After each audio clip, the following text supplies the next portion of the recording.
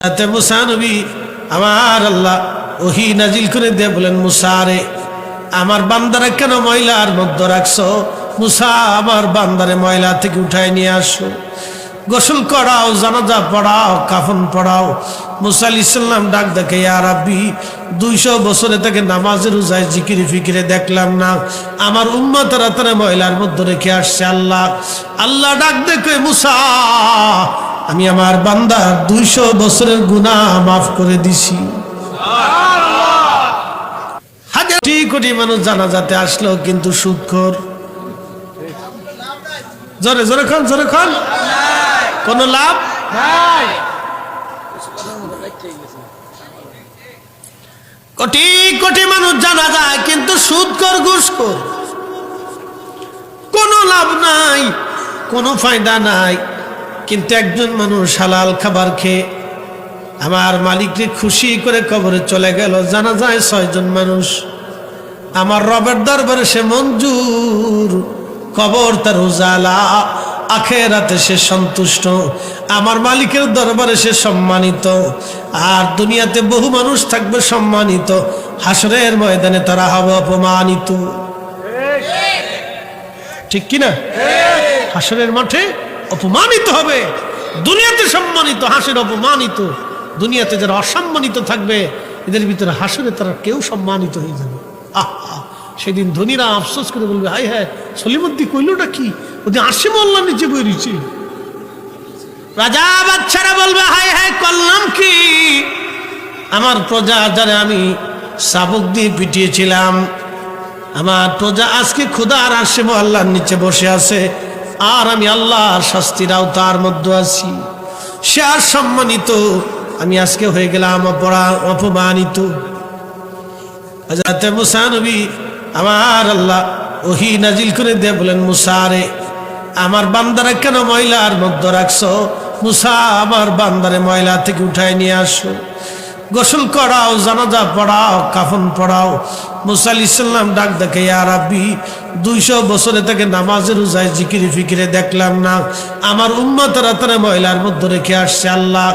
আল্লাহ ডাক দেখে, মুসা, আমি আমার বান্দার 200 বছরের গুনাহ মাফ করে দিছি। হাজরতে মুসা নবী ডাক দেখে, রাব্বি, 200 বছরের গুনাহ তুমি মাফ করছো? আল্লাহ ডাক দিয়ে বলেন, মুসা রে, হ্যাঁ, আমি আমার বান্দার 200 বছরের জীবনের গুনাহ আমি আল্লাহ তার মাফ করে দিছি। আচ্ছা, আপনাকে যদি আল্লাহ মাফ করে দেয়, আপনি খুশি না বেজার? বাবাজি, হাসরে ক্ষমা ছাড়া কোনো রাস্তা নাই। ক্ষমা পাইতে হলে আমার রসুলের কদম ছাড়া আর কোনো ব্যবস্থা নাই। ঠিক কিনা?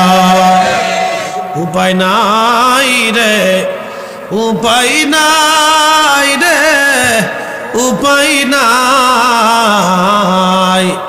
দয়াল নবীর চরণ সারা উপায় নাই, দয়াল নবীর কদম সারা উপায় নাই।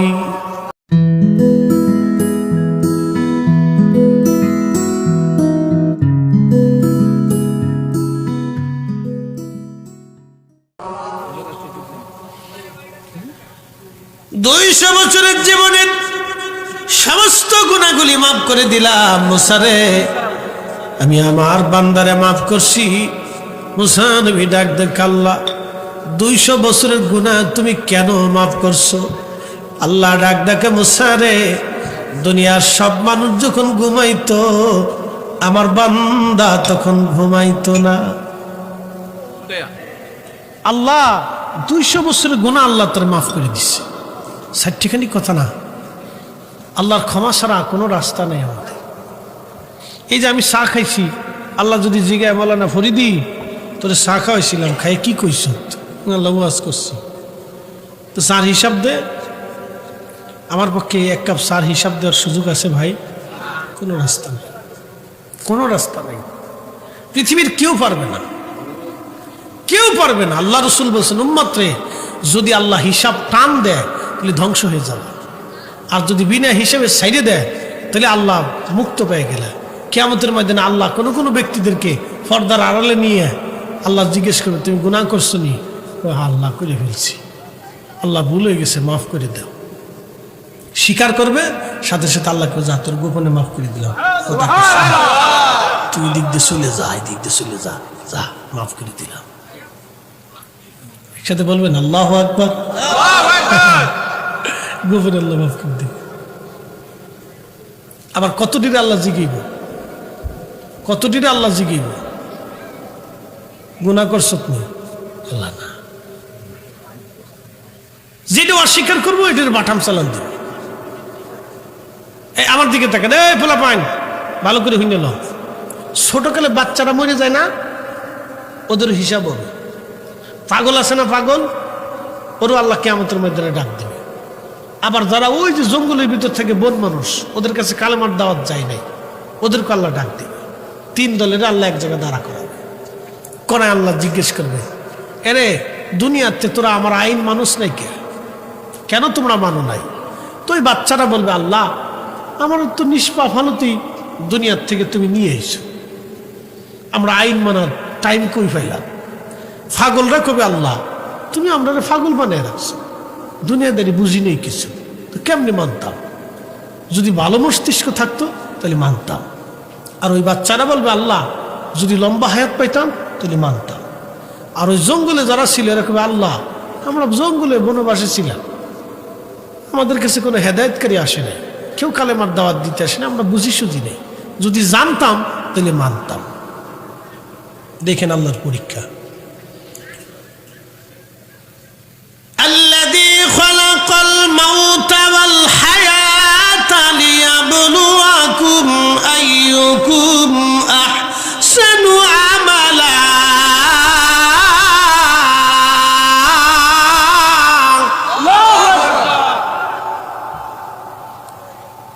আল্লাহ ডাক দিলেন, রে বান্দা আমি হায়াত আর মউত সৃষ্টি করলাম তোমাকে পরীক্ষা করার জন্য। কে কে তোমরা ভালো আমল করো আমি সেটা দেখব।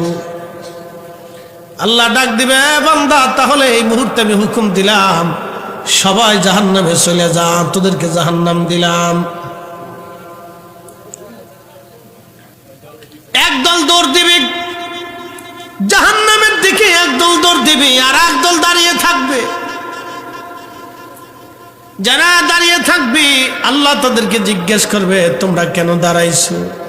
বলে, ইয়া রাব্বি জাহান্নাম বড় বিভীষিকার জায়গা, ওর গর্জন শুনেই তো কলিজা আমাদের শুকিয়ে গেছে, তুমি কেমনে আমাদেরকে জাহান্নাম দাও গো আল্লাহ?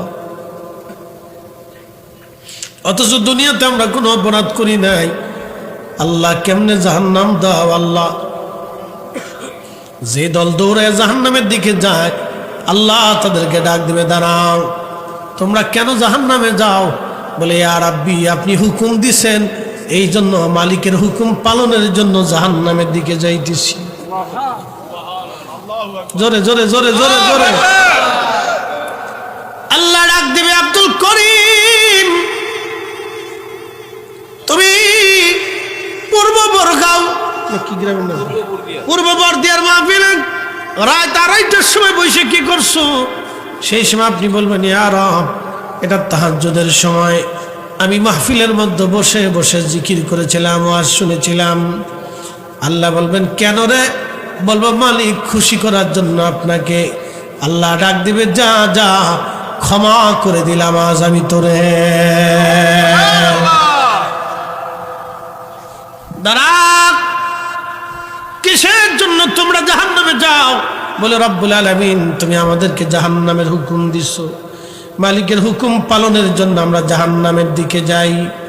আল্লাহ ডাক দেয়া বলবো, ও বান্দারা তোমাদের পরীক্ষা আমি হাসরের ময়দানে শেষ করলাম।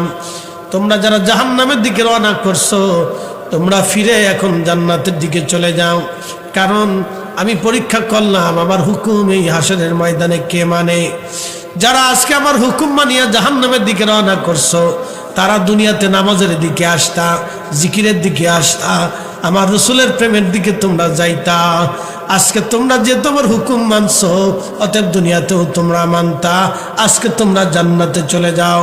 আর তোমরা যারা বসে আছো এখনো গেলা না, তারা দুনিয়াতেও মানতা না, অতএব তোমরা এই জাহান্নামে চলে যাও।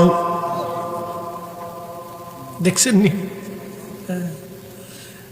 আল্লাহ ওই দিন পাগল ছোট ছোট বাচ্চাদেরকে পরীক্ষা করে দেবে, দেখ তোরা মানতি না, হাসরেই মানুষ না, আমার দেখে মানিস নেই, আমার দেখার পরেও তুমি মানো নাই, জাহান্নাম দেখার পরেও মানো নাই, হাসরের মাঠে আমার হুকুম মানিস নেই, দুনিয়াতে কেমনে মানতি?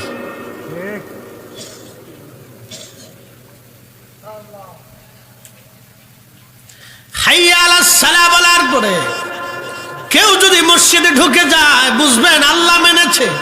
কথা কোন ঠিক কিনা? আল্লাহ মেনেছে। মাহে রমজান আসার পরে কেউ যদি রোজা রাখে, আল্লাহ মেনেছে।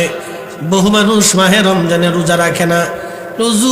রোজা যদি রাখি তাহলে কাজ করতে পারবো না, কাজ যদি না করি মাইনে পাবো না, মাইনে যদি না পাই ছেলে সন্তান সংসার কেমনে চালাবো?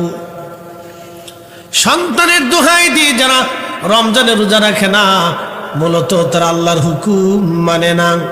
মনোযোগ দিবেন, আল্লাহ কোরআনে বললেন, ইয়া আইয়ুহাল্লাযীনা আমানু লা তুলহিকুম আমওয়ালুকুম ওয়ালা আওলাদুকুম আন যিকরিল্লাহ। হে ঈমানদার, সম্পদ সন্তানের প্রেমে পড়ে তোমরা আমি আল্লাহর জিকির থেকে গাফেল হইও না। আমি আল্লাহর জিকির থেকে তুমি গাফেল হইও না। শুনে যান, আজকে আপনারা গভীর রাতে বসে আছেন, এখন আমাদের প্রেম হয় কার সাথে? জোরে বলেন, আরো জোরে। এখানে কি আপনাদেরকে জোর করে বাইন্ধে রাখছি, ধরে রাখছি? না থাকলে মামলা হবে? কোনো কিছুই না। ইচ্ছা করলে চলে যেতে পারেন, কিন্তু বসে আছেন, এই বসাটাই হলো আল্লাহর সাথে প্রেম। এই প্রেমটা গাছের সাথে হয় নাই, মাছের সাথে হয় নাই, পাখির সাথে হয় নাই, ফেরেশতার সাথে হয় নাই, জিনদের সাথে হয় নাই। এই প্রেমটা আল্লাহ মানুষের সাথে করেছেন। আল্লাহ বানাইলেন কত জাতি, হইল না তার প্রেম প্রীতি, অবশেষে মানুষ বানায় প্রেমের কারণে। প্রেমের ডুরি বান্দরে মদিনার শনে, প্রেমের ডুরি বান্দরে মদিনার শনে। জিনদের মধ্যে কি খাজা বাবা আজমিরি আছে? বুঝেন নাই মনে হয়? জিনদের ভিতরে কি খাজা বাবা আজমিরি আছে? নাই। জিনদের ভিতরে কি হুজুর গাউসে পাক মহিউদ্দিন আব্দুল কাদের বড় পীর আছে? নাই। তো মানুষের ভিতরে তো প্রেম তো আল্লাহর সাথে মানুষের সাথেই হয়েছে। এই কথা কন না কা? জিনদের ভিতরে তো আখিরি নবী নাই, জিনদের ভিতরে মুসা নাই, জিনদের ভিতরে ঈসা নাই, জিনদের ভিতরে শাহজালাল ইয়ামানি নাই, জিনদের ভিতরে ফাতে আলী রসুল নাই।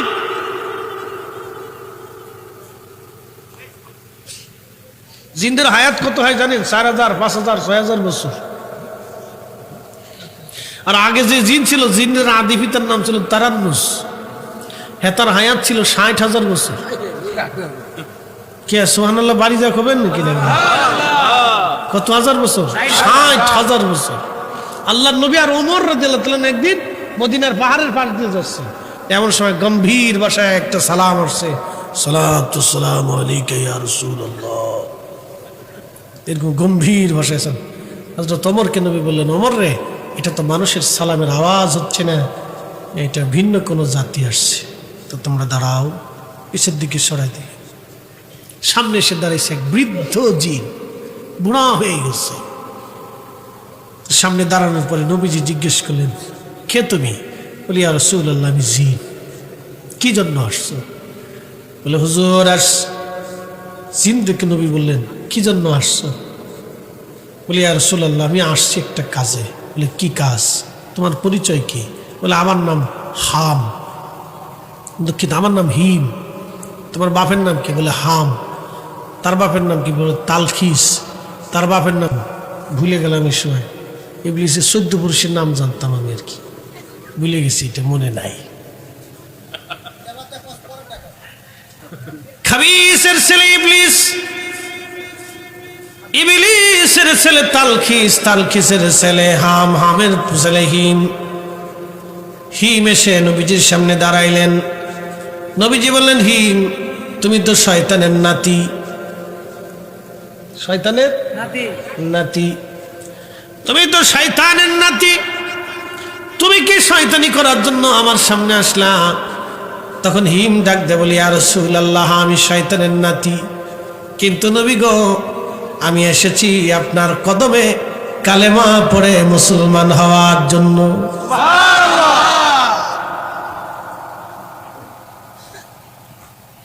তুমি মুসলমান হবা বলে? হ্যাঁ হুজুর, মুসলমান হওয়ার জন্য আসছি। হিম রে তোমার বয়স কত বলো দেখেন, হিম বয়স কত তোমার? হিম ডাক দে বলেন, ইয়া রাসূলুল্লাহ, যখন আদম আলাইহিস সালামের 2 বেটা হাবিল আর কাবিল সুন্দরী মেয়ে আকলিমার জন্য মারামারি করলো, সুন্দরী নারী আকলিমার জন্য মারামারি করলো, একজন আরেকজনকে খুন করলো। হুজুর আমি তখন পাহাড়ে পাহাড়ে দৌড়াদৌড়ি করা শিখেছি, আমি কেবলমাত্র হাঁটা দৌড়াদৌড়ি শিখছি, আমি ছোট্ট কেবলমাত্র কিশোর বালক ছিলাম। শিশু থেকে কৈশোরে আমি পদার্পণ করেছি ইয়া রাসূলুল্লাহ, আমি তখন পাহাড় দিয়ে দৌড়াদৌড়ি করা শিখলাম। তখন আমার বয়স ছিল 1000 বছর। কয় হাজার বছর? 1000 বছর। তখনই বয়স 1000। আমরা ফুলাপনের 1 বছরে যে বয়স, জিনদের বাচ্চাদের 1000 বছর হেতা বয়স। আল্লাহ বানাইলেন কত জাতি, হইল না তার প্রেম প্রীতি, অবশেষে মানুষ বানায় প্রেমের কারণে, প্রেমের ডরি বান্ধরে মদিনার শানে। কষ্ট হইতেছে? জিন্দের ওয়াজ মজা লাগে বিরাট। যদি রাত্রিবেলা ফিরে যাওয়ার সময় রাস্তার মাঝখানে দাঁড়ায়, যদি সলিম দাঁড়া, তো হয়ে গেছে কাজ।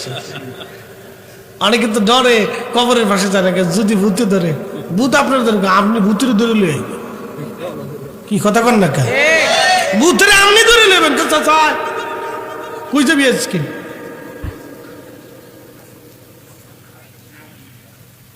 আদম সফিউল্লাহর 2 ছেলে হাবিল আর কাবিল, 2 জনে যেদিন মারামারি করলো, ইয়া রাসূলুল্লাহ আমি তখন দৌড়াদৌড়ি করি।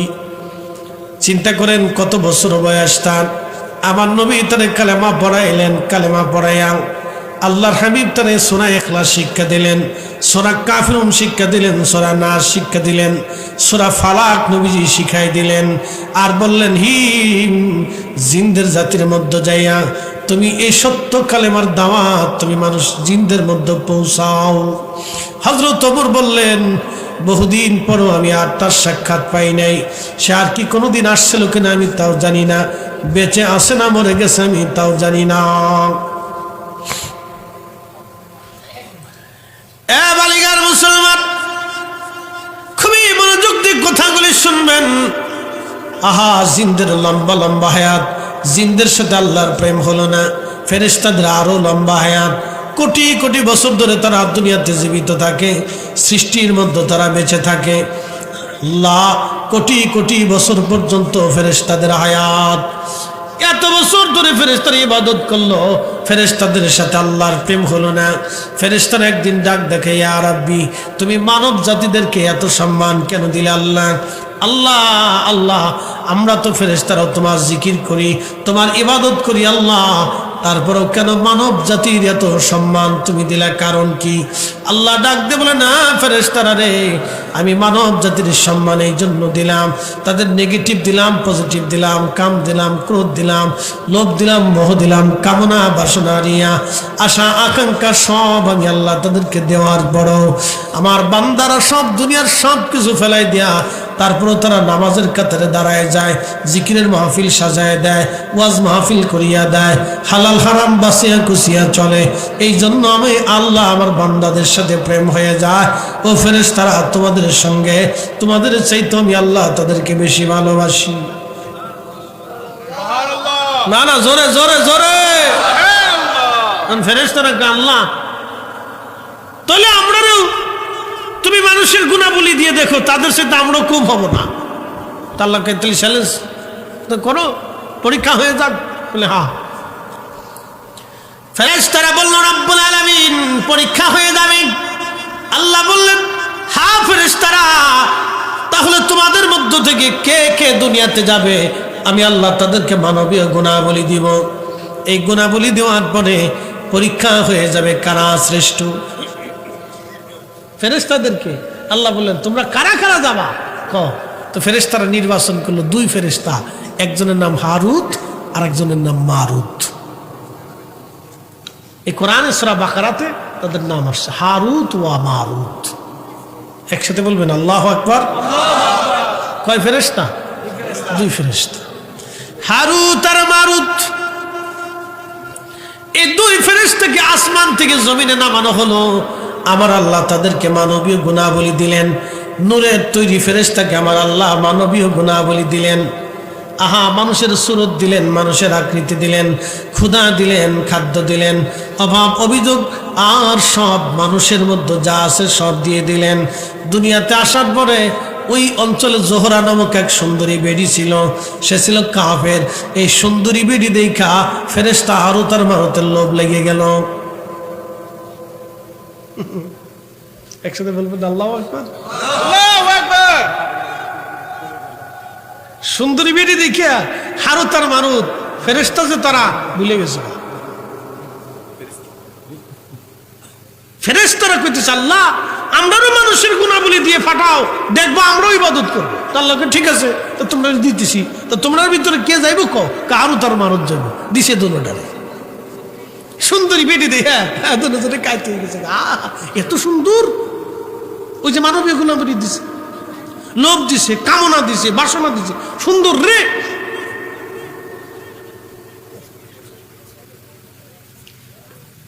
হারুত আর মারুত জোহরা নামক সুন্দরী মহিলার দিকে আকৃষ্ট হয়ে গেল। একটা পর্যায়ে তারা এমন একটা পর্যায়ে গেল, জোহরাকে ওই জিনা করার জন্য প্রস্তাব দিল। জোহরা ডাক দিয়ে বলল, এ হারুত আর মারুত, তোমাদের সঙ্গে জিনা করতে পারি, কিন্তু শর্ত তোমরা আল্লাহর সাথে কুফরি করা লাগবে। তোমরা বলো আল্লাহ বলে কেউ নাই। হারুত মারুতের চিন্তা, যদি আল্লাহকে অস্বীকার করি তাহলে আখিরাত বরবাদ হয়ে যাবে। আমরা তো আল্লাহর দরবার দেখে আসছি, আসমান দেখছি, জমিন দেখছি, জান্নাত দেখছি, জাহান্নাম দেখছি, কত কিছু দেখছি। ডাক দেখে জোহরা, আল্লাহকে অস্বীকার করতে পারবো না, এটা হবে না।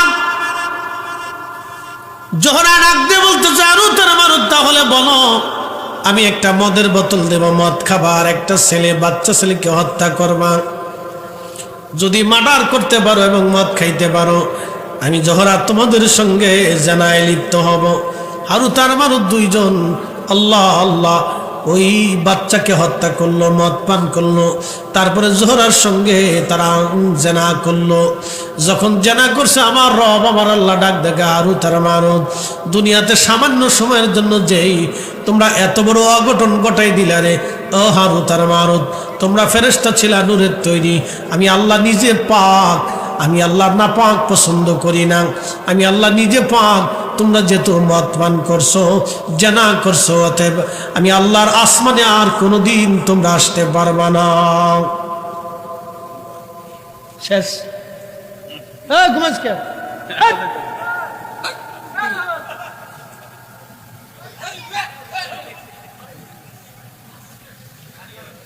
জোরে কোন আল্লাহু আকবার। রাত বাজে 3টা, ঘুমাইবো না তো কি করবো? বইয়ের রইছেই তো বেশি।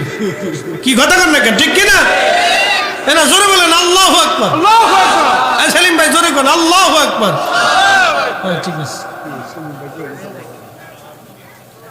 এই সব কেরামতি সেলিম ভাই দেয়। এই ঝামেলাটা সেলিম ভাই পাকাইছে। কেন সন্ধ্যার সময় খাইতে দিল? কি কথা বল না কেন? এই সময় যদি দিত তাহলে পুরো মাঠটা বড় থাকতো। কারণ প্রধান অতিথি তবরক শাহ থাকলে আর কোনো চিন্তা ছিল না, খালি মাঝে মধ্যে ডেকে 2-3টা বাড়ি মারলেই সারতো।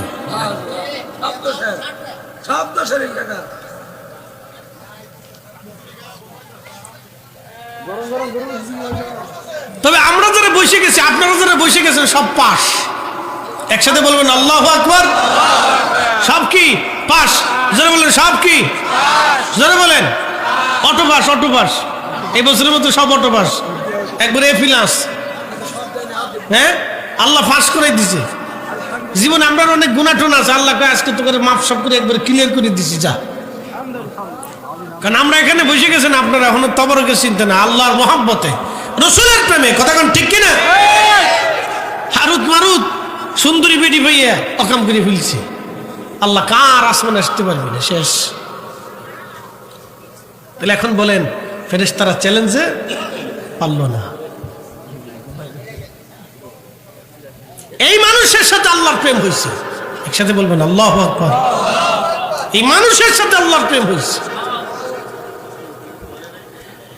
এ বালিগার মুসলমান, হ্যাঁ, ইউনিয়নের নাম কি? গাউদিয়া। আমি বালিকা বালিকা পেয়েছি, লিখতেছি গাউদিয়ার মুসলমান। গাউদিয়া না, লোহজং থানা। তাও ঠিক আছে, অসুবিধা নেই।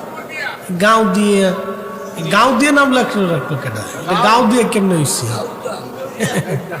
নারায়ণগঞ্জে একটা থানার নাম পাগলা। আমি কি এত পাগল দেশে থাকতে, তাহলে আর আমার ওয়াজ করার দরকার কি? যাই গিয়ে সেদিন পাগলা ওয়াজের সকল যে এত পাগলা দেশে থাকতে আমার আর দরকার নাই। আমাকে ফরিদপুরে ভাঙ্গা জীবনে জোড়া লাগে নাই। আর আরেকটা আছে 2500, 2500। আমাকে ফরিদপুরের সালতা থানার 2টা গ্রাম আছে, একটা গ্রামের নাম 10,000। বাপরে বাপ। একটা গ্রামের নাম গোরাদা। তো 10,000, এই গোরাদা থেকে একজনের বউ ফালাই গেছে 10,000 গ্রামে চলে গেছে রাগ করে। তো বেটা তো আর বউ খুঁজে পায় না, সে অনেকদিন আগের কথা। থানায় যাকে সাল লেখেন গোরাদা থেকে বউ ফালাইছে 10,000। দারোগা চাইছে কি বুঝে কোস না বুঝে কোস? স্যার তো বুঝি তো করতেছি, বউ তো আমার দায় গেছে, আপনারা তোর গেছে না। লেখেন গোরাদার থেকে বউ ফালাইছে 10,000। খাই বেটা, এক গ্রাম থেকে 10,000 বউ গেল, কেউ দেখলো না। স্যার গ্রামের নাম 10,000, তা তো আগে করি। গ্রামের নাম কত গ্রাম, আল্লাহ আকবার। আর পঞ্চগড়ে যে গ্রাম আছে এই নাম করলে আপনারা আমার উয়াজতে নামাই দিবেন, অধিকার দরকারই নেই। সর্বনাশ, গ্রামের নাম কারে কয়? এক জায়গার গালি আর এক জায়গার বুলি। হাজিরিন, খুব মনোযোগ দিবেন। ফেরেশতাদের সাথে আল্লাহর প্রেম হলো না, আল্লাহর প্রেম হলো মানুষের সঙ্গে। গভীর রাত, মুসা আলাইহিস সালামের উম্মত আল্লাহ ডাক দিয়ে বলেন, মুসা, সবাই যখন ঘুমাইতো তখন আমারে বান্দা ঘুমাইতো না। মুসা রে, আমারে বান্দা তওরাত কিতাব খুলে তখন আমারে বান্দা তওরাত পড়তে থাকতো।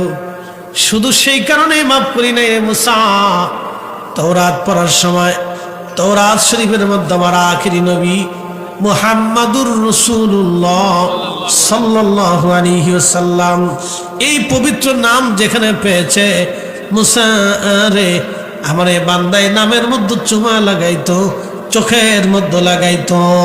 একবার জোরে বলা যাবে কি ইয়া রাসূলুল্লাহ? তুমি মোদের আশার আলো, তাই তো তোমায় বাসি ভালো। তুমি মোদের আশার আলো, তাই তো তোমায় বাসি ভালো। হৃদয় নামের ফুলদানিতে, হৃদয় নামের ফুলদানিতে গেঁথে রেখে পেয়েছি প্রেমের মালা ইয়া রাসূলুল্লাহ ইয়া হাবিবাল্লাহ ইয়া রাসূলুল্লাহ আল্লাহুম্মা সাল্লি আলা মাওলানা মুহাম্মদ ওয়া আলা আলি সাইয়্যিদিনা।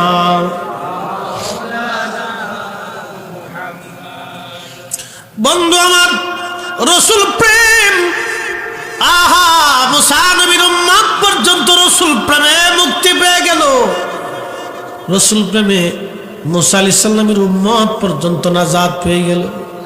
মুসারে, আমার বান্দার এই দৃশ্য, এই প্রেম আমার কাছে এতই ভালো লাগছে, আমি রব খুশি হইয়া তার 200 বছরের গুনাহ মাফ করে দিয়েছি। বাবাজি, যদি কোনোদিন মদিনাতে যান, মদিনায় 2টা পাহাড় আপনি দেখবেন। একটা পাহাড়ের নাম জাবালে উহুদ, আর একটা পাহাড়ের নাম জাবালে আইর। 2 পাহাড়ের মাঝখানে হচ্ছে মদিনাতুল মুনাওয়ারা। উহুদ পাহাড়ের মাঝখানে এবং আইরের মাঝখানে হচ্ছে মদিনা। বিরাট বড় বড় 2টা পাহাড়ের মাঝখানে মদিনাতুল মুনাওয়ারা।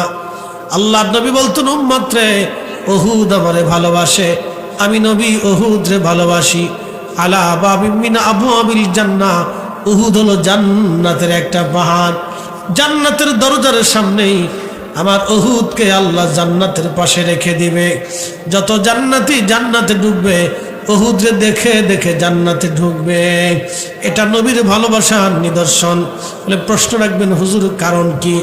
বলিদি হুজুর কারণ কি? যদি এখনো উহুদে যান, উহুদ থেকে জান্নাতের ঘেরান আসে। প্রশ্ন রাখবেন, হুজুর কোথা থেকে ঘেরান আসে? উহুদের জান্নাত ঘেরান আসে। আমি নিজে এই বছর হজ শেষ করলাম, মদিনাতুল মুনাওয়ারা গেলাম 8 দিনের জন্য। মদিনার থেকে ফিরে আসবো, সময় আছে আর মাত্র 1 দিন। যদি উহুদ আমি গিয়েছিলাম বারবার, কিন্তু এবছর খুব চিন্তায় পড়লাম, রাত্রিবেলা যাব, যেখানে আল্লাহর নবী বিশ্রাম করেছিলেন। আমি চিন্তা করলাম ওইখানে বসে বসে একটু দোয়া করব, এবং ওইখানে যদি হয় নামাজ পড়ার সুযোগ হয় নামাজ পড়ব। দিনের বেলা গেলে হবে না, দিনে পুলিশ তাকে ঝামেলা করে। চিন্তা করলাম রাত্রিবেলা যাব। আমরা কয়েকজন একসঙ্গে গেলাম। খাজা গ্রুপের মালিক জয়নুদ্দিন জালালাবাদী সাহেব সহ আমরা 4, 5, 6 জন একসঙ্গে গেলাম। আমাদের এক পীর ভাইয়ের সঙ্গে ছিলেন। বন্ধু মনোযোগ দিবেন, উহুদে রাত্রিবেলা গেলাম এশার নামাজের পরে। আহা, এত চমৎকার ঘিরান আসতে লাগলো। যেখানে আল্লাহর নবী বসেছিলেন, বিশ্রাম করেছিলেন, উহুদের পাশে বিরাট বড় একটা পাহাড়, পাথর দেখবেন একবারে ফাঁকা। এইখানে সুন্দর ঘিরান আসে, বাতাসে ঘিরান আসতে লাগলো। আল্লাহর কসম করে বলি, যে মালিকের হাতে আমাদের জীবন এবং হায়াত, এতই চমৎকার ঘিরান, পৃথিবীর কোনো ঘিরানের সাথে ঘিরানের মিল হবে না। বন্ধু, ওইখানে সিমেন্ট দিয়ে লাগানো আছে যাতে কেউ ভিতরে ঢুকতে না পারে, এবং একটু জানালার মতো কাটা আছে যাতে ভিতরে দেখাও যায়। আমরা পাহাড়ের কোনায় উঠে ওর ভিতরে মাথা দিয়ে আরো লক্ষ্য করলাম যেখানে আল্লাহর নবী বিশ্রাম করেছিলেন, ওখান থেকে 1450 বছর পরে এখনো জান্নাতের ঘেরান আসে, এখনো ঘেরান আসে। এটা হলো ভালোবাসার বাস্তব প্রমাণ। একবার জোরে বলা যাবে কি আল্লাহু আকবার। সেই পথ দিয়ে হেঁটে যাইতেন নূর নবী হযরত, নূর নবী হযরত। হযরত মুসা নবী আল্লাহর ওই বান্দাটাকে ময়লা থেকে তুলে নিয়ে আসলেন হিলিয়াতুল আউলিয়ার ভিতরে। এই কিতাব ঘটনা এখানে আসছে, আমার ঘরের মধ্যে আছে কিতাব। এই কিতাবের ভিতরে আল্লাহর নবী মুসা আলাইহিস সালাম দ্রুত গতিতে ময়লা থেকে আল্লাহর বান্দাকে নিয়ে আসলেন, গোসল করাইলেন, কাফন পরাইলেন, জানাজা পড়াইলেন, সুন্দর গুরুস্থানে তাকে দাফন করলেন। আমার রব বলেন, মুসা রে, আমি আমার বান্দার 200 বছরের গুনাহ মাফ করে দিয়েছি। আমার আখিরি নবীর নাম মোবারককে তাজিম করার কারণে, সম্মান করার কারণে আমি আল্লাহ তার 200 বছরের গুনাহগুলি মাফ করে দিলাম। একসাথে বলা যাবে কি মারহাবা।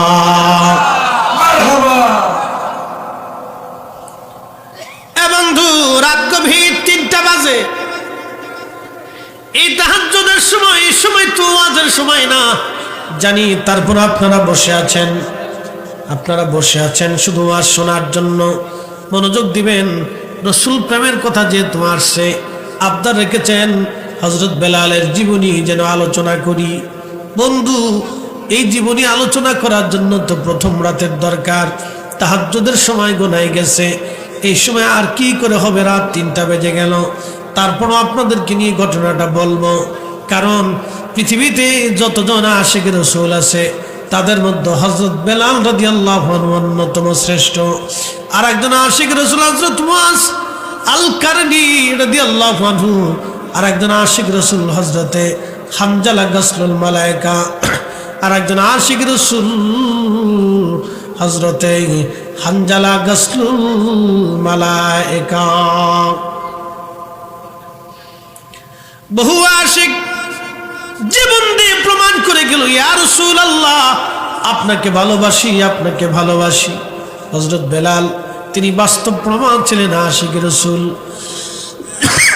যদিও তিনি বংশগতভাবে তিনি নিগ্রো ছিলেন, কালো ছিলেন, যদিও তিনি কালো, কিন্তু আশিক রাসূল হযরত বেলাল রাদিয়াল্লাহু আনহু কালো হলে কি হবে, তার অন্তরটা ছিল রাসূল প্রেমে উজালা।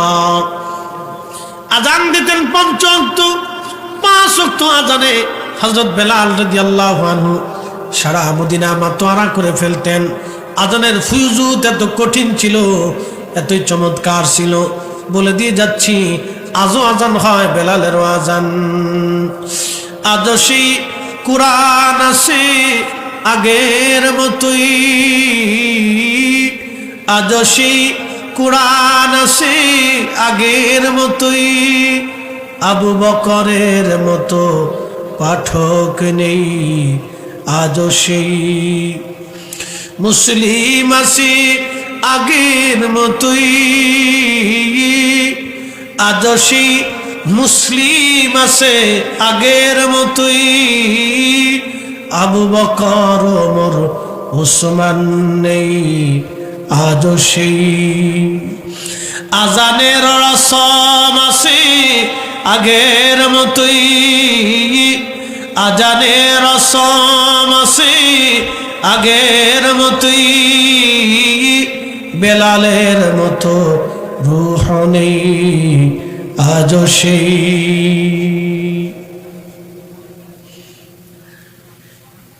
পৃথিবীতে 2জন আশিক, তার ভিতরে অন্যতম বেলাল। মদিনাতুল মুনাওয়ারাতে যখন আজান দিতেন, আজানের রসমে, আজানের ফুয়ুজুতে সারা মদিনার মানুষ ঘর থেকে বের হয়ে মসজিদে নববীতে এসে ভিড় করত আমার রাসূলের পিছনে নামাজ পড়ার জন্য। এতই চমৎকার আজান ছিল, কলিজার ভিতর থেকে টেনে নিয়ে আসতো। বেলাল এত বড় মুয়াজ্জিন, পৃথিবীতে কিয়ামত পর্যন্ত যত মুয়াজ্জিন আসবে, হাসরের ময়দানে সব মুয়াজ্জিনরা হযরত বেলালের পিছে পিছে দাঁড়ায় যাবে। একবার জোরে বলা যাবে আল্লাহু আকবার। দুনিয়ার যত ন্যায় বিচারক হযরত ওমরের পিছে দাঁড়াবে, দুনিয়ার যত দানশীল সবাই তারা হযরত উসমানের পিছে দাঁড়াবে। একসাথে বলবেন কি আল্লাহু আকবার।